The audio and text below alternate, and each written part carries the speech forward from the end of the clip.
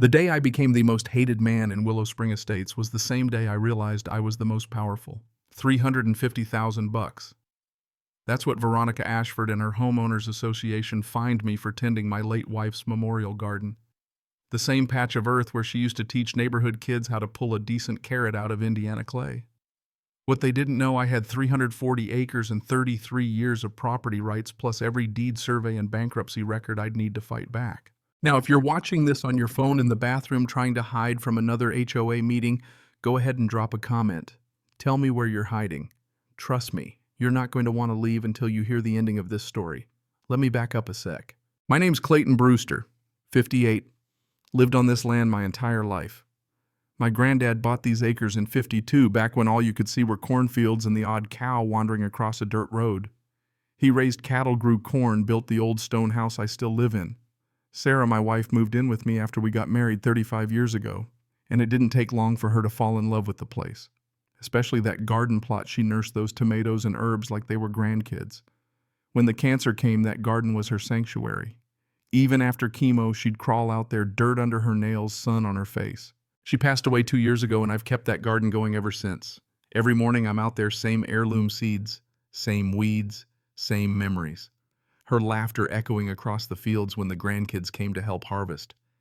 Yeah, that's what keeps me moving. But life changes while you're busy tending tomatoes. In the 90s, a developer swooped in, bought up the neighboring farms, and suddenly Willow Spring Estates sprang up 127 luxury homes, manicured lawns, matching mailboxes, gates, to keep the undesirables out. They set up an HOA in '95, and for years we all got along fine. Then Veronica Ashford moved in. Picture this: 45 silver Lexus pearl earrings for morning inspections. She came from some expensive coastal city and acted like she was royalty. She actually carries a sterling silver ruler to measure fence heights, for God's sake. Last spring, she got herself elected HOA president, promised to elevate property values and maintain aesthetics. Translation: anything that looked like it belonged to families who'd been here longer than her was a target. Sarah's memorial garden was first, agricultural use in a residential zone. Veronica sniffed, slapping me with a $2,500 fine. The fence my granddad built in '52, non-conforming boundary marker, $8,500. The well house where Sarah kept her tools, unpermitted structure, 15 grand. Every citation felt like a gut punch. The places with Sarah's memories. She was trying to erase them one by one. But Veronica was just warming up. She brought in her brother-in-law Marcus, a city inspector with a mustache straight out of a bad '80s cop show. Together they found 47 more violations. My gravel driveway suddenly needed to be paved, $85,000. The stone chimney that's seen more Indiana winters than Veronica's, seen seasons of The Bachelor, structurally non-compliant, $45,000. Every morning I'd crunch down the gravel drive and find another violation waiting in the mailbox. The numbers climbed: 50,000, 100,000, 200,000. My insurance company threatened to drop me, the bank started sending liens, and I found myself selling Sarah's antiques just to keep up. But what Veronica didn't know, what would eventually topple her whole empire, was that she'd picked the wrong man to bully on the wrong piece of dirt. Month 3 of her reign, the fines hit $182,000. Then came the big move. One morning she rolled up in her Lexus navy blazer on pearls flashing in the sun, clipboard ready for war. Marcus trailed behind, already scribbling on his pad. "Mr. Brewster," she said, not even looking up. "We're conducting a comprehensive structural inspection." Marcus jabbed at my driveway.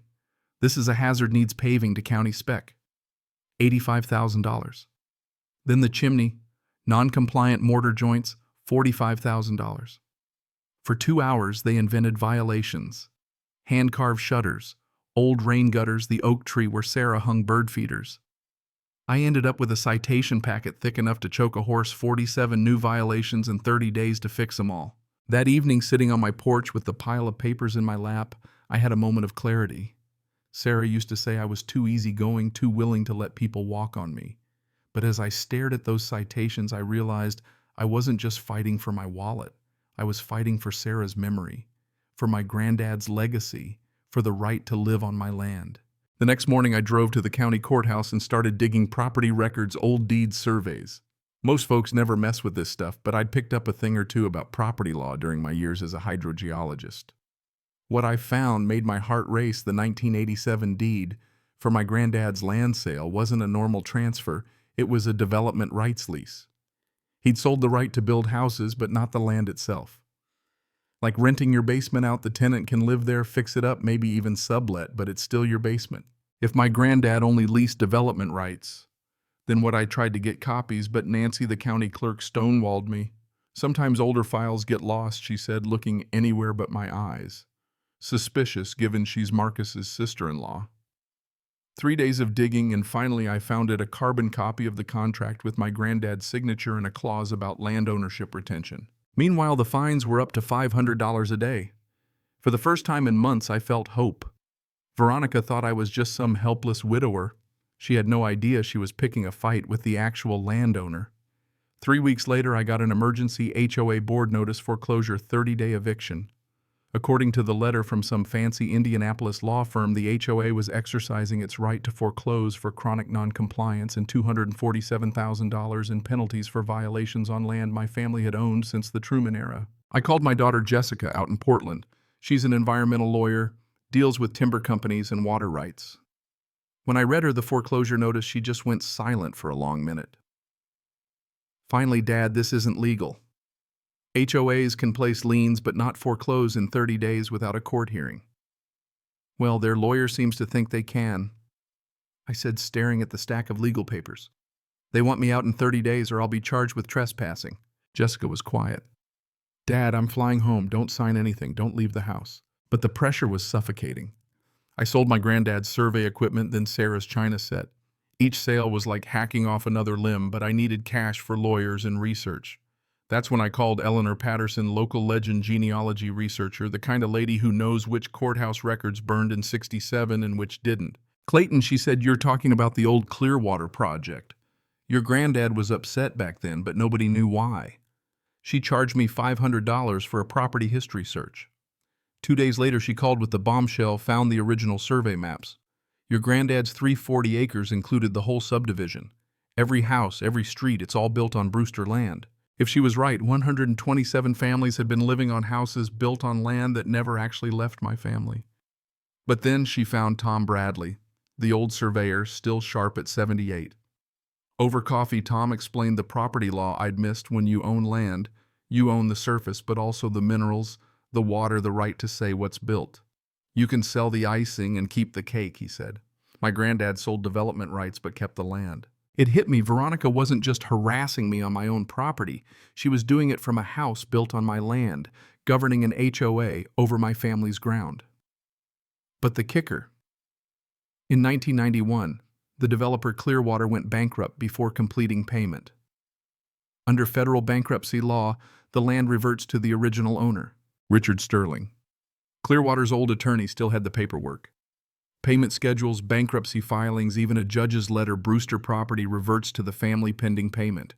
I'd owned that whole subdivision since 1991. But while we gathered documents, Veronica wasn't letting up. She started trespassing herself, digging up Sarah's garden, and zip-tying new violations to the fence. Then her lawyers countersued me for $2.3 million, claiming adverse possession. The Logic residents had lived there long enough to claim ownership by use, even if the title was faulty. But you can't claim adverse possession if you also believe you own it legally. Those arguments cancel each other out. Then came the low blow. I caught Nancy, the county clerk, meeting Veronica in the courthouse parking lot. Envelope exchanged, box of records tossed into the city incinerator.